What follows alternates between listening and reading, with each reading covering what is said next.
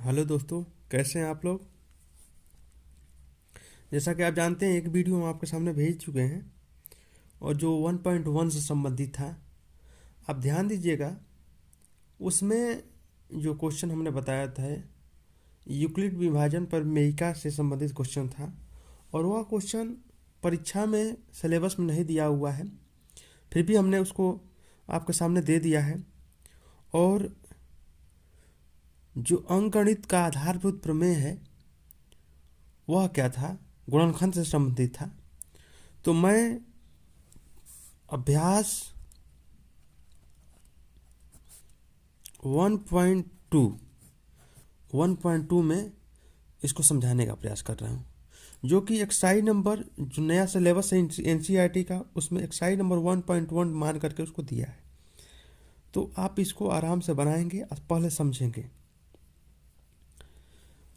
मैं बताया भी हूँ, अंक गणित का आधारभूत प्रमेय क्या होता है। अंकगणित का आधारभूत प्रमेय क्या होता है, मैं बताया था कि कोई भी संख्या हो, जैसे कोई भी संख्या 20 हो, तो मान लेते हैं 20, कोई भी संख्या हो, इसका गुणनखंड क्या होगा 20 का। तो आप जानते हैं 20 का गुणनखंड 2 से कटेगा, फिर 2 से 5 बार में कटेगा, फिर 5 से 1 बार में कटेगा। तो अंक गणित का आधारभूत प्रमेय यह बताता है कि दी गई संख्या का गुणनखंड अभाज्य संख्या के रूप में होता है। देखिए, 2 भी अभाज्य संख्या है, 2 भी अभाज्य संख्या है, तो 5 भी। जैसे 2, 3, 5, 7, 11, 13, 17, ये सब अभाज्य संख्याएं हैं। जब भी हम किसी संख्या का गुणनखंड करते हैं तो अभाज्य संख्या को ही लेते हैं। तो अंक गणित का आधारभूत प्रमेय यह कहता है कि दी गई संख्या का गुणनखंड तो अभाज्य संख्याएं होती हैं, उनको किसी भी क्रम में कर दें, किसी भी क्रम में कर दें, तो उत्तर जो होगा, आंसर होगा, उन्हें बदलेगा। देखिए, 2 गुणे 5 गुणे 2 कर देंगे तो भी 20 आएगा, 5 गुणे 2 गुणे 2 कर देंगे तो भी 20 आएगा, 2 गुणे 2 गुणे 5 कर देंगे तो भी 20 आएगा। तो यह बदलता नहीं है। यही है अंकगणित का आधारभूत प्रमेय। आप समझ चुके होंगे आप अच्छे तरह से।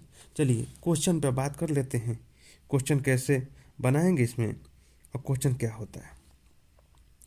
क्वेश्चन पहला क्या है, कह रहा है, हम कह सकते हैं प्रश्नावली। हमने ये 1.1 दे दिया तो हम इसका नाम 1.2 रख लेते हैं, ठीक है। तो हम इसको देखेंगे क्या काम कर रहा है। कह रहा है निम्नलिखित संख्याओं का अभाज्य गुणनखंड के रूप में व्यक्त कीजिए। जैसे पहला है 140, तो 140 को क्या करेंगे, 140 को देखिए 2 से काटेंगे आराम से। 2 सत्ते के 14, 0, 2 तिया के 6 या 2 पच्चे के 10, फिर 5 से 7 बार में, फिर 7 से 1 बार में, आराम से कट जाएगा। तो आप इसको लिख सकते हैं अभाज्य गुणनखंड। अच्छे तरह से जानते होंगे आप लोग कैसे करते हैं। 140 गुणे लिख देंगे 2 गुणे 2 गुणे 5 गुणे 7, अच्छे तरह से जानते हैं। फिर इसी का दूसरा क्या होगा, इसी का दूसरा 156 को आराम से देखिए, 2 से काटिए, 7 बार में काटा, 2 अठे 16, फिर 2 से 2 तिया के 6, 2 9 18, फिर 3 से 3 कम 3, 3 तिरिक 9, फिर 13 से 1 बार में। तो हम कह सकते हैं 156 को आप लिख दीजिए इस तरह से, 13 गुणे 3 गुणे 2 गुणे 2, कोई दिक्कत नहीं, इस तरह भी लिख सकते हैं। आप सीधे से लिखे चाहे उल्टा लिखे, सब आंसर उतना ही आएगा। चलिए तीसरा क्वेश्चन है क्या,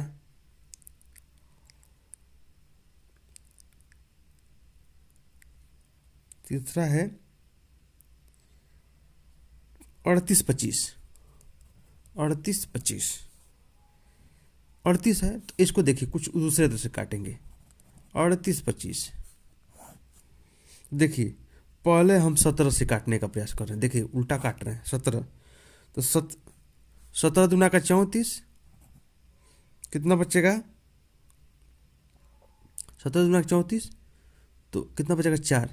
17 दूना का 34 फिर बचेगा, और 17 बचे, फिर 8 बच जाएगा, 17 बचे 85। फिर क्या करेंगे? 5 से काटेंगे।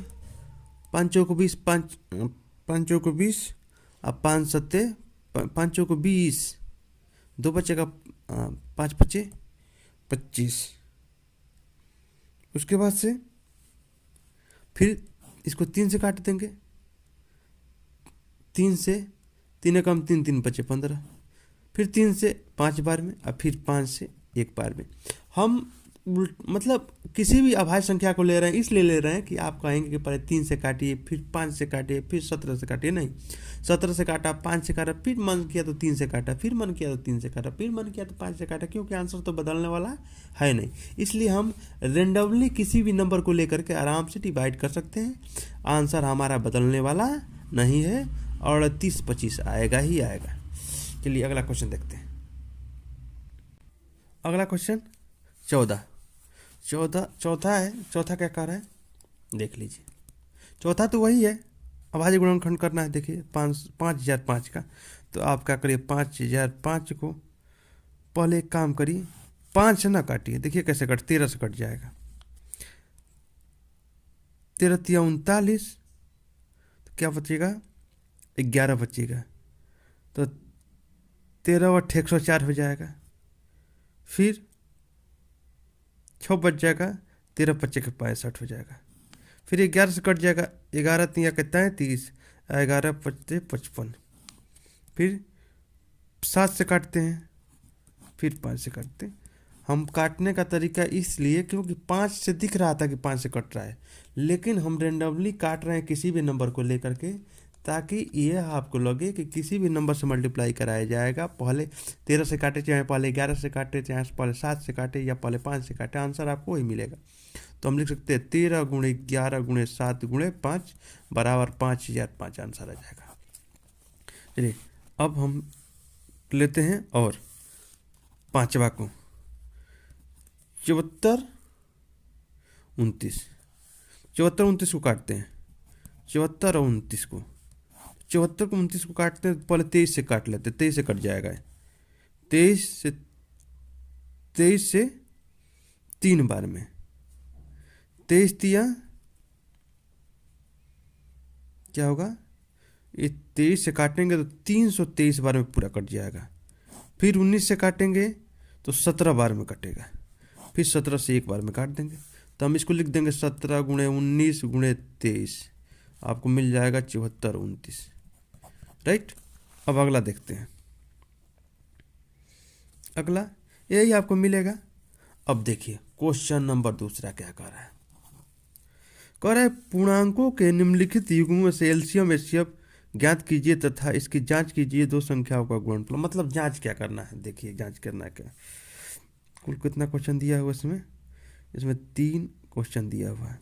तीनों क्वेश्चन को जांच करना। देखिए कैसे, एक फार्मूला है, आपको जांच करना है कि एलसीएम इंटू एचसीएफ बराबर फर्स्ट इंटू सेकेंड, मतलब कि पहली संख्या और दूसरी संख्या जो दिया संख्या है उसको गुणा करें आपस में, और उसी संख्या के एलसीएम और उसी संख्या के एचसीएफ ज्ञात करेंगे। तो एलसीएम एचसीएफ में गुणा कराएं तो, और पहली और दूसरी संख्या में गुणा कराएं तो दोनों आपस में क्या होना चाहिए? बराबर होना चाहिए। तो क्वेश्चन क्या है? 26 और 91। चलिए पहले इसका हम गुणनखंड करते हैं 26 का। तो 26 का क्या होगा? इसका गुणनखंड करेंगे तो 2 और 13, 13 गुणा के 2 26, फिर 91। 91 का करेंगे तो 7 गुणे 13, तो 13 7 91। तो एचसीएफ देखिए, इसका एचसीएफ क्या होगा? जो मिलता है वही इसका एचसीएफ होता है 13, और एलसीएम क्या होता है? जो मिलता है वो तो लेते ही लेते हैं, जो नहीं मिलता है वो भी लेते हैं। तो अगर एलसीएम देखें और गुणा कराएं अगर इसका, तो मिल जाएगा 182। 182 इसका एलसीएम हो गया और 13 इसका एचसीएफ हो गया। अब चेक कर लेते हैं। तो एलसीएम गुणे एचसीएफ बराबर पहली संख्या गुणे दूसरी संख्या। तो पहली संख्या मान लेते हैं आपका 26 से दिया हुआ है, गुणे दूसरी संख्या 91। एलसीएम कितना हो गया 182, और ये हो गया आपका एचसीएफ कितना हो गया 26। तो जैसे ही गुणा कराएंगे दोनों का तो आपका आ जाएगा 23×66, और इधर भी आ गया 23×66। समझ में आपको आ रहा होगा बढ़िया से। हम अंक गणित के आधारभूत प्रमेय पर क्वेश्चन को सॉल्व कर रहे हैं। ये आपका पहला क्वेश्चन था, पहला। अब इसी का दूसरा क्या है, क्वेश्चन है 510 और 92। तो चलिए 510 का फैक्टर कर लीजिए। तो 510 का फैक्टर होगा 2 × 3 × 5 × 17, और 92 का फैक्टर करें तो 2 × 2 × 23। ठीक है। अब देखिए इसमें से एचसीएफ फाइंड करते हैं, एचसीएफ। तो एचसीएफ आपका कितना हो जाएगा, क्या मिल रहा है इसमें, एक 2 मिल रहा है, बस 2 मिला है, तो एचसीएफ इसका 2 हो जाएगा। और एलसीएम क्या हो जाएगा, तो ये मिल रहा है तो ठीक है, एलसीएम 2, ये 2 और ये 23, और ये 3 नहीं मिला, फिर 5, फिर 17 और 23। इस सब जो नहीं मिलता है उसको ले लेते हैं, जो मिलता है एक लेते हैं, जो नहीं मिलता है वो सब ले लेते हैं। एलसीएम इसका हो जाएगा 23, गुणा कराएंगे सबका 2 × 2 × 3 × 5 × 17 × 23, गुणा कराएंगे तो 23,460 आ जाएगा इसका एलसीएम। तो अब हम उस पर चलते हैं फिर, एलसीएम गुणे एचसीएफ बराबर पहली संख्या गुणे दूसरी संख्या। तो पहली संख्या क्या था, मान लेते हैं 510, और दूसरी संख्या 92, और इसमें एलसीएम कितना आ गया, तो 23,460, और एचसीएफ कितना हो गया 2। अब गुणा जैसे ही कराएंगे तो आपको जो रिजल्ट मिलेगा वो मिल जाएगा 46,920, और इधर भी मिल जाएगा 46,920। समझ में आ रहा है आपको। चलिए आगे, क्वेश्चन नंबर तीसरा क्या है, इसी का तीसरा क्या है, 336 और 54। तो 336 को क्या करिए, फैक्टर कर लीजिए। तो 336 का फैक्टर करेंगे तो 2 × 2 × 2 × 2 × 3 × 7, राइट। फिर 54 का करेंगे, 54 का होगा 2 × 3 × 3 × 3। अब देखिए इसका एचसीएफ क्या होगा, 1 2 या, अब तो एक 3 मिल गया, केवल एक 3, 2 × 3 2 3 के 6, इसका एचसीएफ हो जाएगा। एलसीएम कितना होगा, तो एक 2 मिला और एक 3 मिला, इसको छोड़ देंगे, मतलब ले लेंगे। देखिए कितना, 2 को 3 को 2 और लेंगे जो नहीं मिल रहा है, और 2 को 2 और लेंगे जो नहीं मिल रहा है, एक साथ ले लेंगे। जैसे गुणा कराएंगे तो 3,024 इसका आ जाएगा। 3,024 एलसीएम हो गया, 6 एचसीएफ हो गया। तो नियम क्या था हमारा, एचसीएफ गुणे एलसीएम बराबर पहली संख्या गुणे दूसरी संख्या। रखिए इस पर, तो एचसीएफ कितना आ गया 6, और एलसीएम आ गया आपका 3,024 बराबर पहली संख्या कितनी है 336, और दूसरी संख्या कितनी है 54।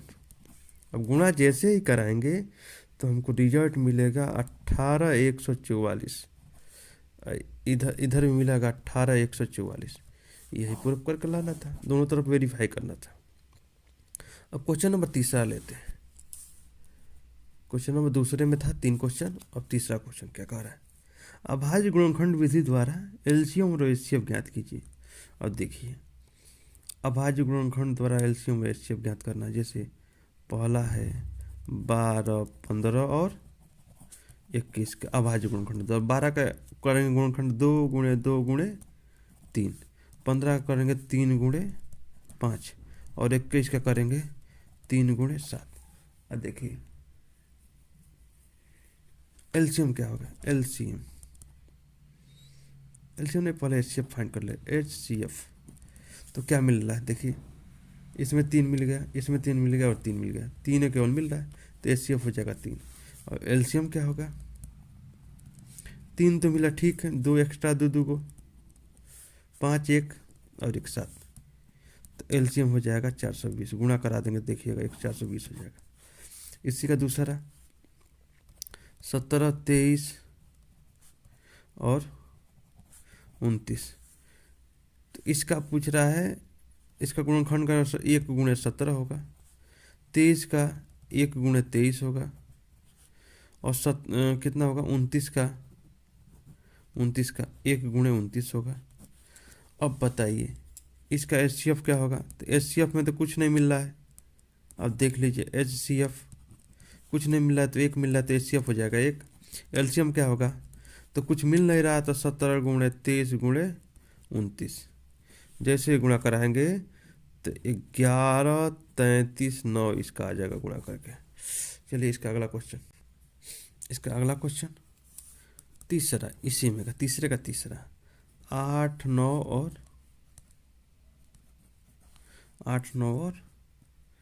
25।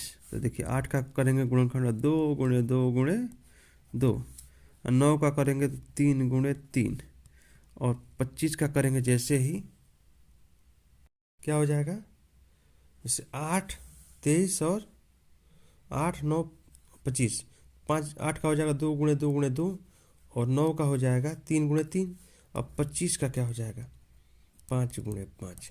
अब देखिए तो एचसीएफ, इसमें से कोई कुछ भी मिल नहीं रहा है तो एचसीएफ इसका हो जाएगा 1, और एलसीएम क्या हो जाएगा, सब जो भी नहीं मिल रहा है 2 गुणे 2 गुणे 2, 3 गुणे 3 गुणे 5 गुणे 5, जैसे गुणा करा देंगे तो मिल जाएगा आपका आंसर कितना, इसका 3 बार 2 और 2 बार 3 और 2 बार 5 हो जाएगा 1800। ठीक है, अब चलते हैं क्वेश्चन नंबर 4 पर। क्वेश्चन नंबर 4 क्या कह रहा है इसको समझिएगा।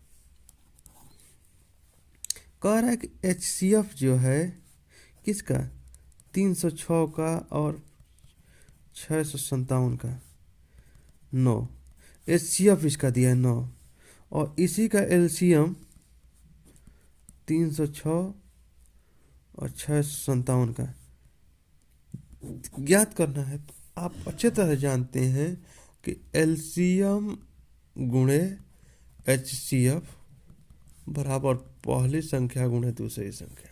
अच्छे तरह से फॉर्मूला पता है तो रखिए इसको ना। एलसीएम पूछ रहा है आपसे, एचसीएफ आपका दिया है 9 तो एचसीएफ रख दिए 9, इधर एलसीएम रख दी बराबर पहली संख्या क्या है 306 और दूसरी संख्या 657। अब 9 से इसमें भाग कर दीजिए तो एलसीएम बराबर हो जाएगा 306 गुणे 657 बटा 9। 9 से भाग करिए इसमें, 9 से जैसे ही भाग करेंगे गुणा करा देंगे इसमें, जिस 9 से 9 कम 29 27 और 3 बचेगा 9 चौको 36 34 गुणे 657 एलसीएम। तो एलसीएम बराबर हो जाएगा 22 33 8, इसका एलसीएम हो जाएगा। चलिए क्वेश्चन नंबर 5 कह रहा है जांच कीजिए कि क्या किसी प्राकृतिक संख्या n के लिए 6 पर n का 6 पर n शून्य पर समाप्त होगा। 1 मिनट चेक कर लेते हैं हल।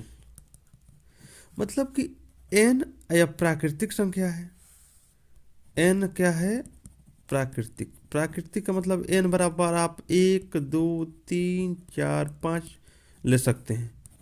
1 मतलब लेख से स्टार्ट करेंगे तो हम देखते हैं n बराबर 1, तो n बराबर जैसे 1 रखेंगे 6 पर n तो हो जाएगा 6। n बराबर 2 तो 6 पर 2 रखेंगे तो 6 के 36 हो जाएगा। n बराबर 3, 6 पर 3 रखेंगे 6 के 36 का 216 हो जाएगा। क्या लग रहा है यह कि 0 पर समाप्त होगा, तो हम कह सकते हैं शून्य पर समाप्त होने के लिए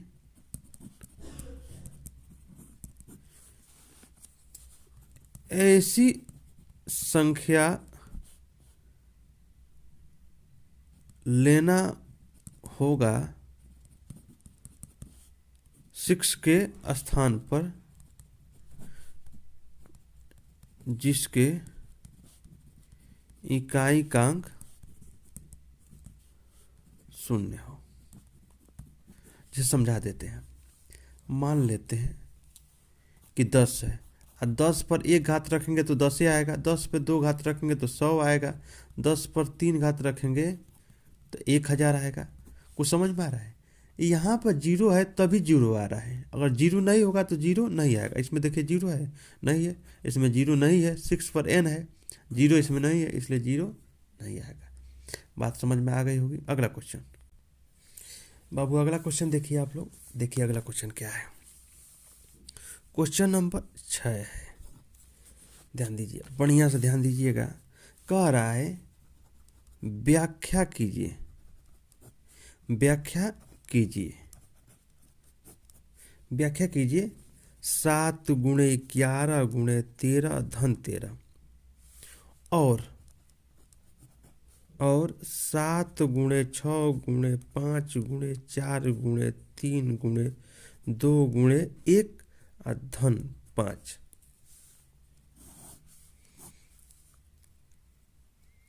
भाज्य है क्यों? एक बात बताते हैं, पहले भाज्य बताते हैं। भाज्य क्या होता है? भाज्य का मतलब होता है ऐसी संख्या जो केवल अपने आप से भी कटे और किसी भी से भी संख्या से भी कटे। तो हम देखते हैं चार एक भाज्य संख्या है, यह 2 से भी कटता है और 4 से भी कटता है, राइट।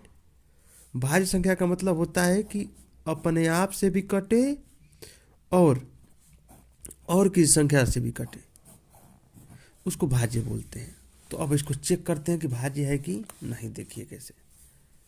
7 गुणे 11 गुणे 13 धन 13। तो यहाँ देखिए, यह गुणा में है तो सब एक साथ है, आई अकेले है, बीच में प्लस है, तो हम इसमें 13 कॉमन कर लेंगे, 13 बाहर ले लेंगे। इसको इस तरह लिख लेंगे 7 गुणे 11। जैसे ही 13 को ले लेंगे तो यहाँ पर बच जाएगा 1, तो हो जाएगा 13 गुणे 11 7 77 71। अब एक बात बताइए कि इसमें अगर हम गुणनखंड करें, जो भी संख्या प्राप्त होगा, तो देखिए 13 एक मिल गया, इसको 2 से, और ये भी टूटेगा किसमें, 2 कम तो 2 से कटेगा। यह 2 से जैसे ही काटेंगे इसको तो 2 3 के 6 2 9 18। अभी और कटेगा यह, तो 3 कम 3 3 3 के 9, नहीं 3 कम 3 3 3 के 9। इसका मतलब यह है कि इस संख्या का 2 गुणे 13 गुणे 13 गुणे 2 गुणे 13 गुणे 13 13 13 169, 13 गुणे 2 गुणे 13 आ रहा है।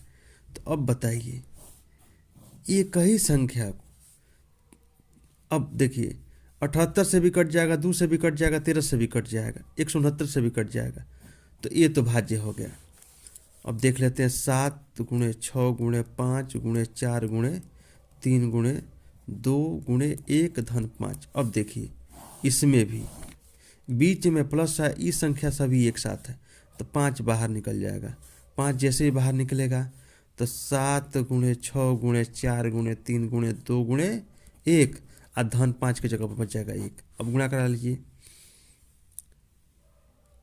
2 2 3 के 6 7 42, 42 छक्के 6 7 42 और 42 और 3 चौके 12 दूना के 24, तो 42 और 24 में गुणा करा देंगे। 4 दूना के 8 और 4 चौके 16 और 2 दूना के 4 और 2 चौके 8, 8 6 4 10, 8 1 9 1 10, 1008 और गुणे 5। अब बताइए, अभी ये भी 2 से कट जाएगा, 2 से कटेगा, 5 से कटेगा, तो ये भी भाज्य संख्या हो गया और ये भी भाज्य संख्या हो गया। तो हम कहेंगे कि 2 से ज्यादा गुणनखंड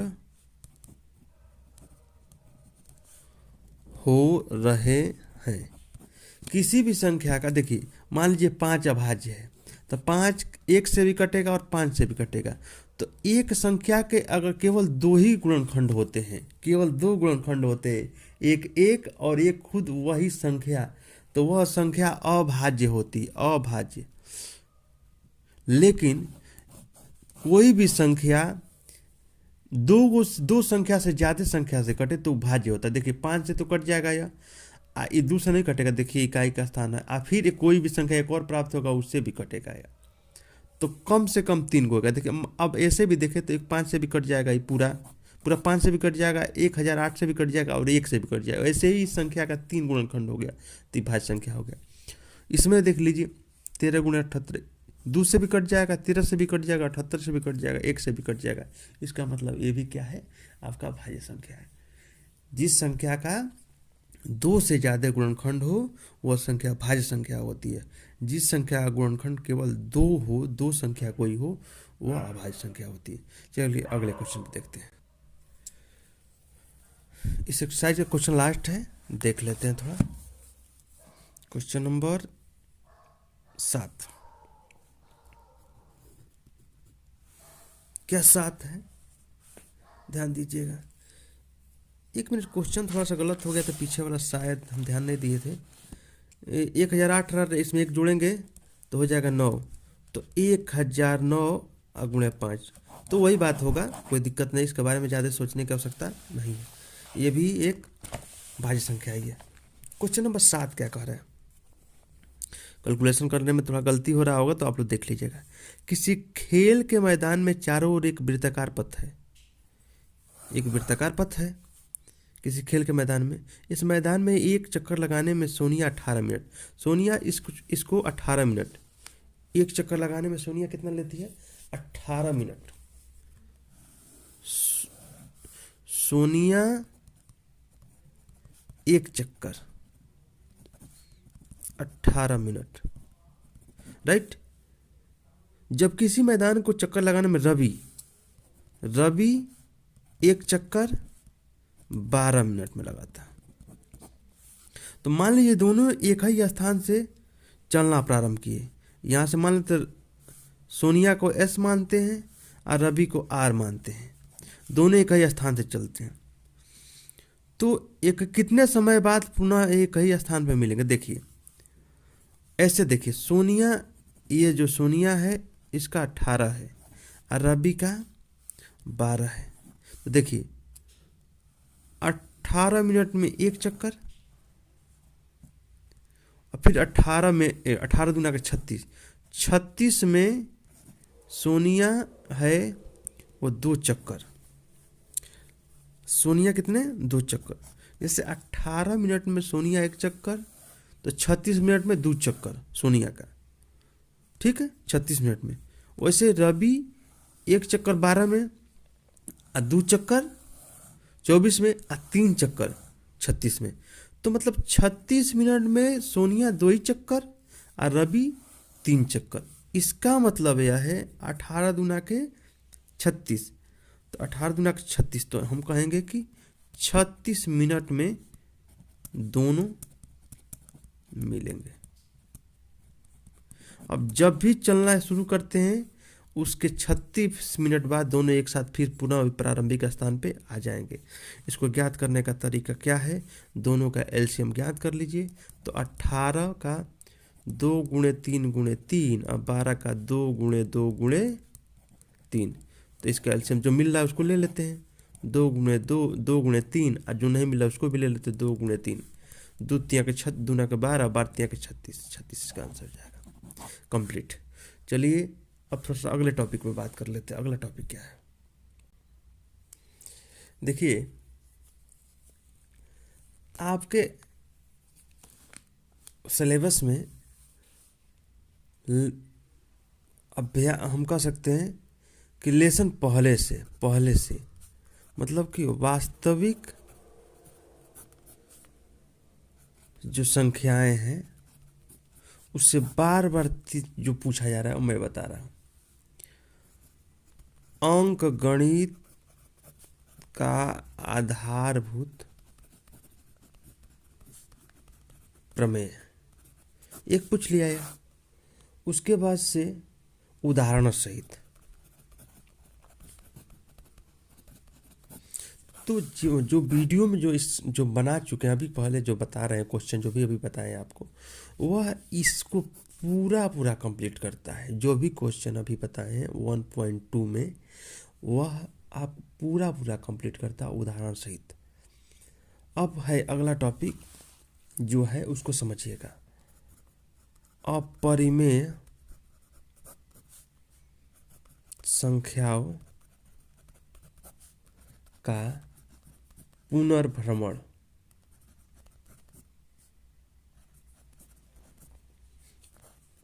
अपरिमेय संख्याओं का पुनर्भ्रमण।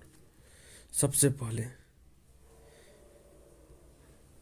मैं अपरिमेय संख्या बता रहा हूं।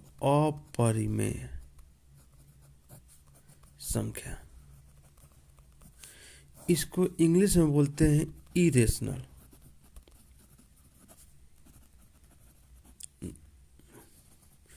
Irrational number.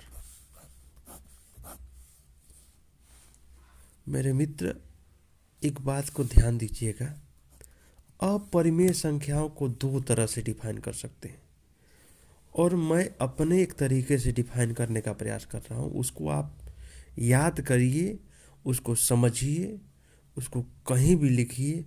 कोई भी कैंसिल नहीं करेगा, कोई भी ये आपको गलत नहीं कहेगा। अगर आपको जानने वाला कोई हो और कोई आपको विश्वास करता हो तो आप उससे वेरीफाई करा लीजिए कि मैं जो बोल रहा हूँ सही है या गलत। लेकिन यह जो मैं विधि बता रहा हूँ किताब में नहीं है। किताब वाला विधि मैं बताऊंगा आपको, लेकिन यह विधि भी आपके लिए हमेशा कारगर सिद्ध होगा।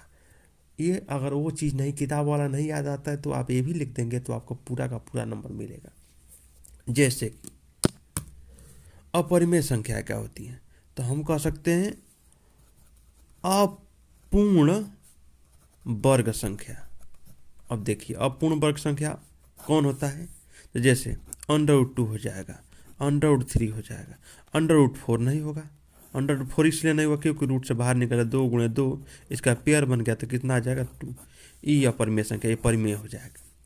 √6, √7, √8, √10, √11, ये सभी संख्याएं जितनी दिखाई दे रही हैं, √5, ये सभी संख्याएं अपरिमेय संख्या है। ये क्यों अपरिमेय संख्या है, ये सभी संख्याएं अपरिमेय संख्याएं क्यों हैं, अब मैं इसको बता रहा हूँ। जैसे लिखिएगा √2 एक अपरिमेय संख्या है क्योंकि, मेरी बात को समझिएगा, क्योंकि जब इसे भाग विधि द्वारा वर्गमूल ज्ञात करते हैं तो भाग विधि द्वारा वर्गमूल ज्ञात करते हैं तो दशमलव के बाद संख्याओं की पुनरावृत्ति नहीं होती, जिससे इसे P/Q के रूप में व्यक्त नहीं कर सकते।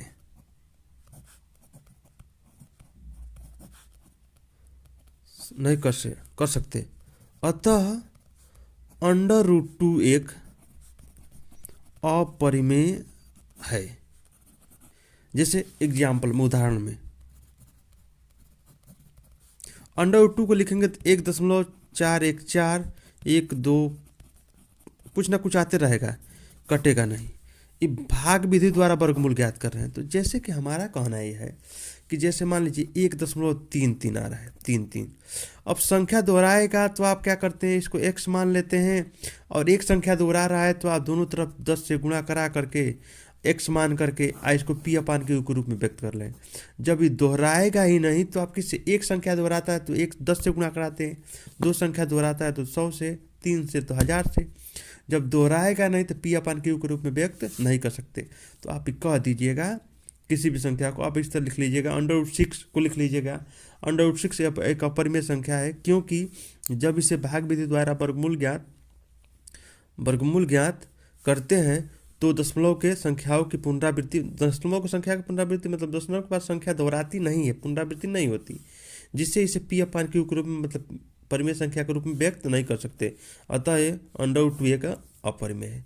ये आपके लिए बहुत बढ़िया डिफिनेशन है। अगर चीज़ें नहीं आ रही हैं तो आप इसको लिख दीजिए, आपका आंसर सही हो जाएगा। अगला क्वेश्चन नहीं, अगला रूप बताना जानते हैं, ये अगले तरीके से कैसे लिख सकते हैं, अपरिमेय को कैसे प्रूव कर सकते हैं। चलिए अगला देखते हैं। अगला जो भी प्रमेय है, प्रमेय के हिसाब से लेते हैं। प्रमेय किताब में जो भी दिया हुआ है उस प्रमेय के हिसाब से, जैसे कि कह रहा है √2 एक अपरिमेय संख्या है। तो देखिए इसको हम हल करते हैं और लिखेंगे माना √2 एक परिमेय है। क्या है? परिमेय। तो परिमेय होता है तो होगा तो किसी न किसी संख्या के बराबर होगा ना। तो मान लेते हैं परिमेय अगर होगा तो मान लेते हैं कि A/B बराबर √2 हो जाएगा। A/B इक्वल क्या हो जाएगा? √2। तो हम क्या करते हैं, इसको इधर भेज लेते हैं, तो A बराबर हो जाएगा B/√2, राइट। अब दोनों पक्षों का वर्ग करने पर, दोनों पक्षों का वर्ग करने पर तो वर्ग कर देते हैं, तो वर्ग हो जाता है, इधर A² हो जाएगा, इधर B/√2 का स्क्वायर हो जाएगा। तो क्या बच जाएगा? इधर A² इक्वल B²2। अब यहाँ एक चीज़ ध्यान दीजिएगा, जैसे ही 2 को इधर भेजेंगे, तो 2 को इधर भेजेंगे क्या होगा? A²/2। तो इधर क्या बच जाएगा? B²। कुछ समझ में आ रहा है? कितना होगा? तो हम कहेंगे 2A² को विभाजित करता है, 2A² को विभाजित करता है, ठीक है, 2A को विभाजित करता है। इसमें दिख रहा है जो B² के बराबर आता है। तो मान लेते हैं, तो माना अब 2A को विभाजित करेगा तो A कुछ होगा, कट जाएगा, तो B² आएगा। A² में 2 से डिवाइड करेंगे तो कुछ, जब डिवाइड पूरा होगा तभी तो B² के बराबर होगा। तो हम मान लेते हैं क्या, A बराबर कोई संख्या 2C। अरे भाई 2C का मतलब, मेरी बात को एक बार समझिए, A में 2 होगा तभी तो कटेगा, तो B के बराबर आएगा। तो A बराबर क्या मान लेते हैं? 2C। और A के जगह पे क्या रख लेते हैं? 2C। तो देखिए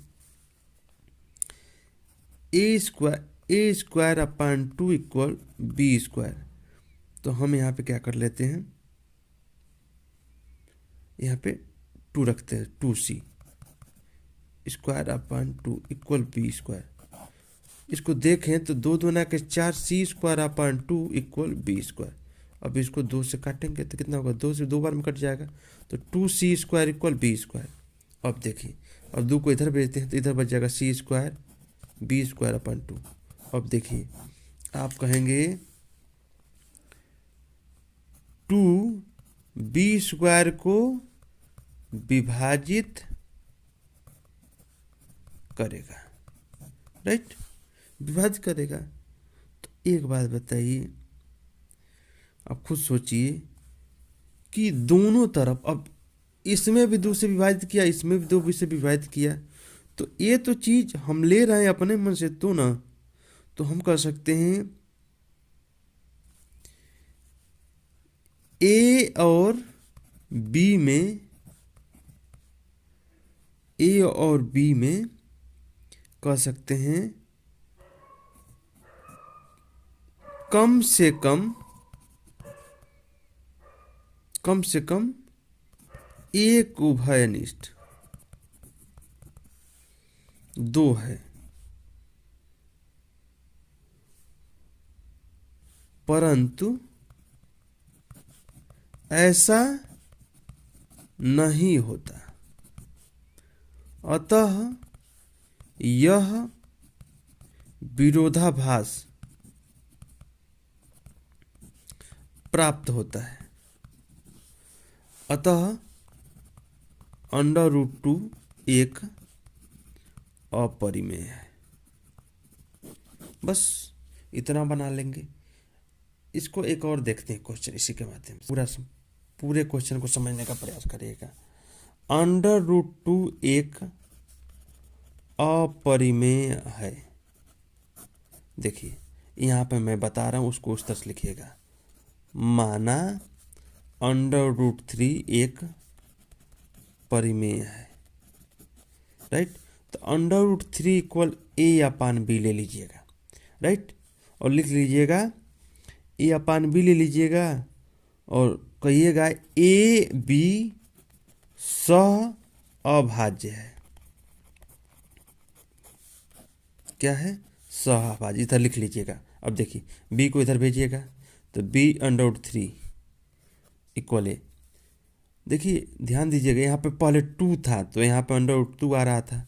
अब लिखिएगा दोनों पक्षों का वर्ग करने पर,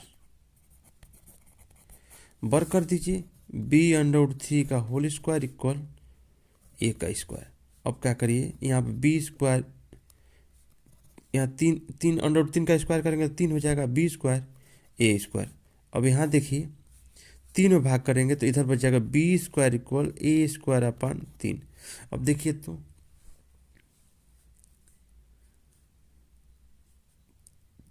3 a स्क्वायर को विभाजित करेगा, राइट, करेगा तभी तो b स्क्वायर आएगा। अब अतः माना a बराबर 3c, a बराबर क्या मान लेंगे 3c। मेन चीज बात यही है, यहाँ पे √3 पहले √2 था तो अब यहाँ √3 है। यहाँ पे पहले 2 आया था पिछले वाले में, अब 3 आया क्योंकि √3 है तो अब 3c मान लेंगे, ठीक है। अब a की जगह पे 3c रखेंगे तो b स्क्वायर इक्वल a की जगह 3c रख देंगे का स्क्वायर बटा 3 तो हो जाएगा b स्क्वायर इक्वल 3 3 के 9 c स्क्वायर अपन 3, 3 से काटेंगे तो क्या हो जाएगा b स्क्वायर इक्वल 3 3 के 9 3c स्क्वायर, 3 से इधर भेजेंगे तो b स्क्वायर अपन 3 बराबर c स्क्वायर। अब आप खुद सोचिए कि a स्क्वायर को 3 से भाग कर रहे थे तो b स्क्वायर मिल रहा था, अब b स्क्वायर में 3 से भाग कर रहे हैं तो c स्क्वायर मिल रहा है। इसका मतलब ये कह सकते हैं a और b में कम से कम 3 क्या है, 3 उभयनिष्ठ है। दोनों मिल रहा है जो हम मान रहे हैं उभयनिष्ठ है। अतः यह विरोधाभास है, विरोधाभास है, विरोधाभास है। अतः √3 एक अपरिमेय संख्या है। मैं आपसे बस इतना कहना चाहता हूं कि आप लोग क्या करिए, उदाहरण में मतलब वर्क हम दे रहे हैं आपको, आप √5 को बना के चेक करिए, √6 को बना के चेक करिए, √7 को बना के चेक करिए, √3 को, √2 को आप बना के चेक करिए। आपसे गुजारिश है, मेरा रिक्वेस्ट है, विनती है कि अगर इतना बना देंगे तो परिमेय संख्या को बनाना आपके लिए एकदम आसान हो जाएगा। और मैं आपसे यह गारंटी लेकर कहता हूं कि आप परीक्षा में इसको करके आएंगे, पेपर में बहुत बढ़िया नंबर से क्वेश्चन पूछता है। इस समझिए कि वास्तविक संख्या से 5 अंक का क्वेश्चन गणित से आपका आता है, ये ईजी है। अगर आप चाहेंगे तो बढ़िया बना कर देंगे। चलिए अगले क्वेश्चन में बात कर लेते हैं, उदाहरण का ही। उदाहरण इसमें दिया हुआ है, उदाहरण नंबर 6। 5 माइनस अंडर रूट 3 एक अपरिमेय। तो देखिए क्या करेंगे, माना हल करते हैं इसी तरह से। 5 माइनस अंडर रूट 3 एक परिमेय है, राइट, परिमेय। तो इसको लिखेंगे 5 minus under root 3 equal A upon B. हम कहेंगे ए और बी सहअभाज्य है, राइट। तो देखिए इसको इस तरह लिखेंगे, ए और बी सहअभाज्य है। तो देखिए क्या करते हैं, इसको अंडर रूट को इधर लाते हैं, इसको लेते हैं इधर। 5 माइनस ए अपान बी इक्वल अंडर रूट 3। एक बात बताएं, आप विरोधाभास से अभी ज्ञात किए हैं, विरोधाभास से। देखिए यहाँ पे अंडर रूट 3 आ गया है। अब अंडर रूट 3 को आप पहले भी अंडर रूट 3 एक परिमेय है, अब मान चुके हैं, इसको सॉल्व कर चुके हैं कि अंडर रूट एक अपरिमेय संख्या है, क्योंकि विरोधाभास से। तो ये अंडर रूट 3 के बराबर आ गया, इसलिए कहेंगे कि 5 माइनस अंडर रूट 3 एक अपरिमेय है। आप इस तरह क्वेश्चन को केवल रूट वाला संख्या के बराबर ला दीजिए, आंसर हो जाएगा। चलिए उदाहरण नंबर 7 क्या कह रहा है, अंडर रूट 3 अंडर रूट 2 एक अपरिमेय है। हल लिखते हैं, माना 3 अंडर रूट 2 एक परिमेय है। तो देखिए 3 under root 2 equal A upon B. यहाँ लिख दीजिए ए और बी सहअभाज्य है, ठीक। तो ए और बी सहअभाज्य, तो देखिए यहाँ पे लिख दीजिए, 3 को लाइए इधर, तो अंडर रूट 2 इक्वल ए अपान 3 भी।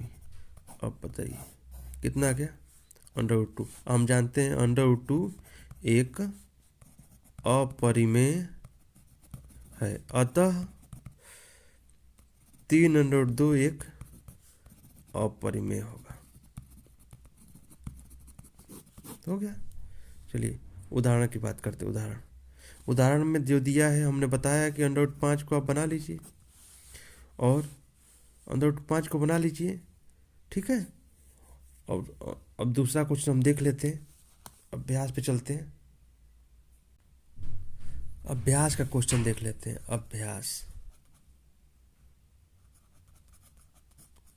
1.3, अभी हमने बताया कि 1.2 आपको बता दिया, 1.3 देख लेते हैं। और इसमें जो क्वेश्चन दिया हुआ अपरिमेय संख्या संबंधी, उसी को ले लेते हैं। अंडर रूट 5 एक अपरिमेय है।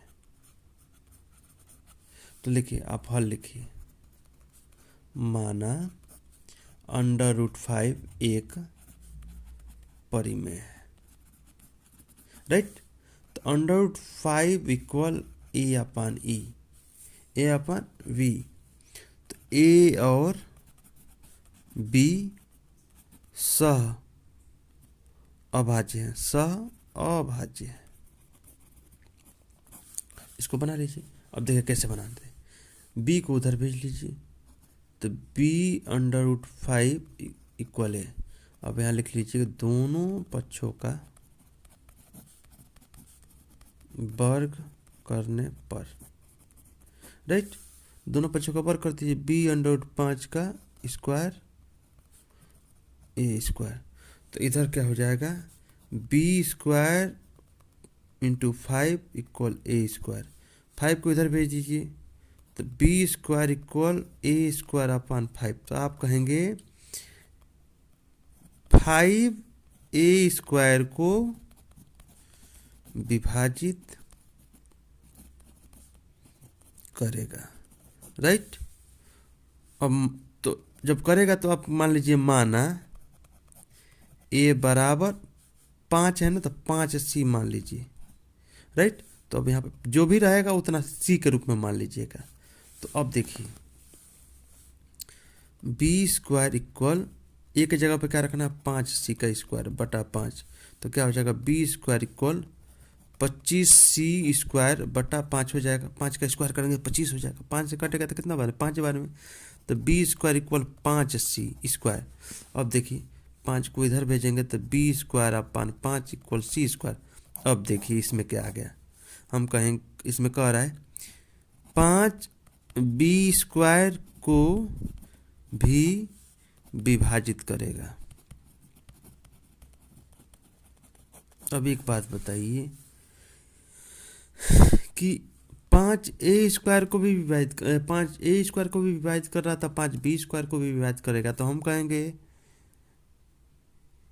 a और b में कम से कम 5 उभयनिष्ठ है, उभयनिष्ठ है, अतः यह विरोधाभास है, अतः √5 एक अपरिमेय है। ठीक है, चलिए अगले क्वेश्चन को देखते हैं। अगला क्वेश्चन नंबर दूसरा। क्वेश्चन नंबर दूसरा मैं थोड़ा सा बता दे रहा हूँ, इसको आप बना लीजिएगा। 3 + 2 √5 एक अपरिमेय है, राइट। तो आप लिखेंगे हल माना 3 + 2 √5 एक परिमेय है। तो 3 + 2 √5 बराबर a अपान b। हम कहेंगे a और b सह अभाज्य हैं, राइट। तो देखिए a और b सह अभाज्य, 3 को इधर भेज लीजिए तो कितना हो जाएगा 2 √5 बराबर 3 इधर आएगा तो a अपान b -3 हो जाएगा। तो b का इसमें गुणा कराए a -3b बटा b बराबर 2 √5, राइट। अब देखिए 2 को नीचे भेजिए तो √5 इक्वल a -3b बटा 2। अब यहाँ हमको क्या दिख रहा है √5। √5 अगर एक अपरिमेय है तो ये भी तो एक अपरिमेय होगा। तो आपको अभी इसके पहले वाले वीडियो मतलब इसके पहले वाले क्वेश्चन में बताएं कि √ को, अब यहाँ पर आप लिख लीजिएगा √5 बराबर p अपान q मान लीजिएगा, इस तरह से आप PQ सह अभाज्य है। q को उधर भेजिएगा तो √5 q इधर p। अब लिख लीजिएगा दोनों पक्षों का वर्ग करने पर, तो वर्ग करिए q √5 का स्क्वायर और p का स्क्वायर, तो हो जाएगा q स्क्वायर और 5 p स्क्वायर। तो हम कहेंगे q square equal p square upon 5। तो हम कहेंगे p स्क्वायर को 5 विभाजित करेगा, राइट।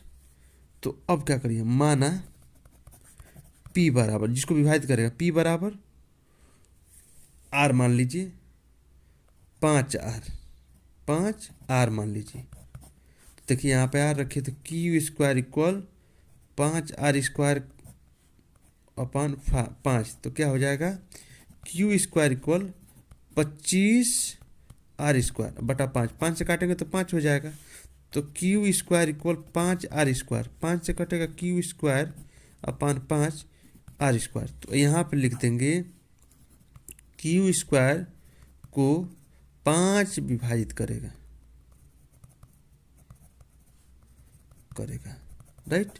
तो हम कह सकते हैं p और q में 5 उभयनिष्ठ है, अतः यह विरोधाभास है।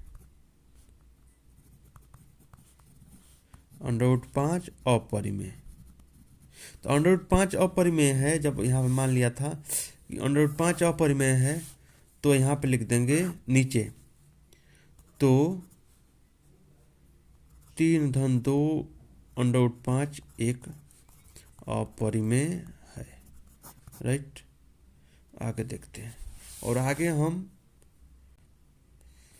मैं थोड़ा थोड़ा हेल्प कर दे रहा हूँ, इसको आप देख लीजिएगा। तीसरा क्वेश्चन, तीसरा का पहला 1/√2 एक अपरिमेय है। तो लिख दीजिएगा, माना √1/√2 एक परिमेय है। तो देखिए यहाँ पे 1/√2 इक्वल a/b मान लीजिए, और यहाँ लिख लीजिएगा a और b सह अभाज्य है। राइट, तो a और b सह अभाज्य है। तो एक काम करिए, इसको इधर भेज दीजिए, इसको इधर। तो इस तरह लिख लीजिएगा b/a इक्वल √2 है क्या? तो b/a, b ऊपर चला जाएगा, a नीचे आ जाएगा, सीधा हो जाएगा। तो इसको आप प्रूफ किए हैं, तो इस तरह से मान लेंगे। इसको इस तरह कर लीजिए, b equal a/√2, b equal a/√2। अब दोनों पक्षों का वर्ग कर लीजिए, दोनों पक्षों का वर्ग करने पर तो हो जाएगा इधर b², इधर हो जाएगा a² × 2। अब 2 से डिवाइड कर दीजिए, तो यहाँ लिख लीजिएगा b²/2 इक्वल a²। तो लिख लीजिएगा b² को 2 विभाजित करेगा।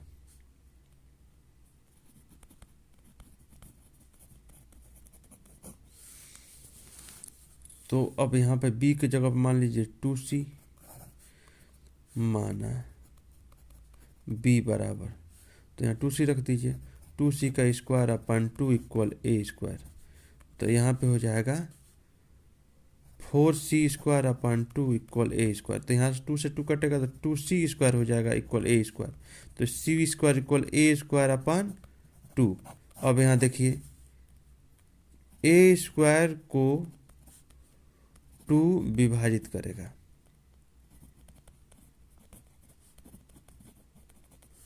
एक बात बताइए, a² को भी 2 विभाजित कर रहा है, और b² को भी 2 विभाजित कर रहा है। तो इसको क्या करिए, आप लिखिए a और b में 2 अब उभयनिष्ठ है, अतः यह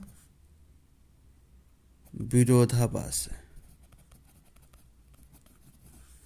अतः √2 अपरिमेय है, या 1/√2 अपरिमेय है। इसको लिख सकते हैं आसानी से। अब अगला क्वेश्चन देखते हैं, अगला क्वेश्चन क्या कर रहा है इसी का। अगला क्वेश्चन क्या है? दूसरा 7/5 एक अपरिमेय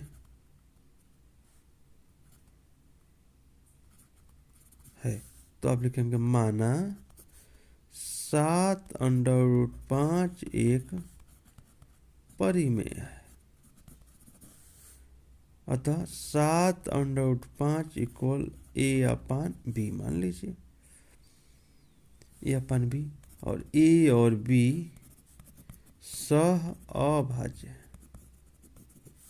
यहाँ तो इस 7 को इधर भेज लिए, तो √5 इक्वल a/7b। अब देखिए √5 यहाँ मिल गया, तो आप इसको छोड़ दीजिए यहाँ पे, और यहाँ पे √5 को मान लीजिए कि इसको मान लीजिए इस तरह से, p और q, और p और q सह अभाज्य मानिए। अभी हम बताएं 5 को कैसे बनाया जाएगा। 5 को इसको बना लीजिएगा, इसको बना लीजिएगा, सिद्ध कर दीजिएगा इसको कैसे हो जाएगा। फिर इसका तीसरा है, तीसरा क्वेश्चन इसका है 6 6 धन अंडर रूट 2 अपरिमेय है। तो 6 धन अंडर रूट 2 को अपरिमेय मानिए तो लिख लीजिए कि नहीं, हल माना 6 धन अंडर रूट 2 एक परिमेय है। तो आप इसको इस तरह से पहले मान लीजिए, 6 धन अंडर रूट 2 इक्वल पी धन क्यू मान लीजिए, पी और क्यू सहभाज्य।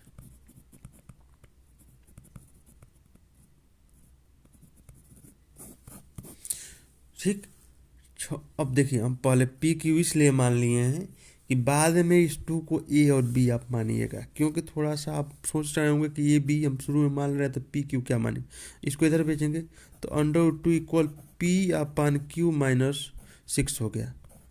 तो इसको और थोड़ा सॉल्व कर लेंगे, under root 2 equal P minus 6 Q upon Q. अब अंडर रूट 2 अपरिमेय संख्या जानते ही हैं, तो ये भी अपरिमेय संख्या होगा।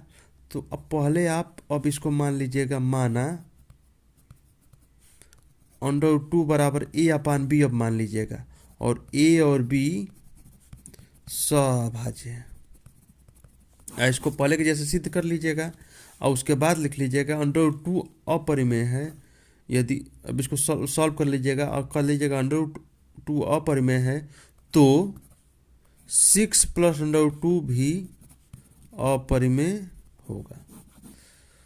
मैं आपसे कहना चाहता हूं कि इस वीडियो को आप बार बार देखिए, आपका लेसन नंबर 1 5 नंबर का क्वेश्चन इसी में है, इसी से आएगा, इससे बाहर कहीं नहीं आएगा। इसको आप रट सकते हैं, याद कर सकते हैं, समझ सकते हैं, जितना चाहे उतना देखिए और इसको ज़्यादा से ज़्यादा लाइक शेयर कमेंट करिए।